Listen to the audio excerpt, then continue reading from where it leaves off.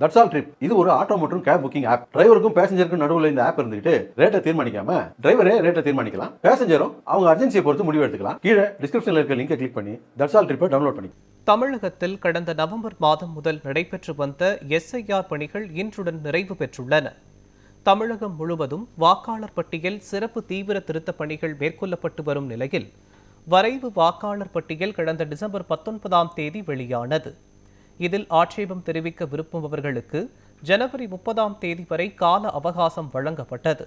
அதன்படி தமிழகம் முழுவதும் முகாம்கள் மூலமாகவும் இணைய வழியிலும் சுமார் 34 லட்சம் பேர் மறுபரிசீலனைக்காக விண்ணப்பித்திருந்தனர்.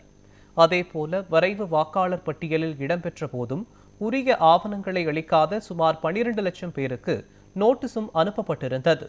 இவர்களிடமிருந்து ஆவணங்களை பெற்று அதன் மீதான விசாரணையை முடிக்க தேர்தல் ஆணையம் உத்தரவிட்ட நிலையில் அதற்கான அவகாசம் இன்றுடன் நிறைவடைகிறது.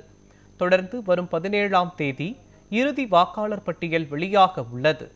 இந்த இறுதி வாக்காளர் பட்டியலின்படி தமிழகத்தில் சுமார் 5,65,00,000 வாக்காளர்கள் இருப்பார்கள் என எதிர்பார்க்கப்படுகிறது.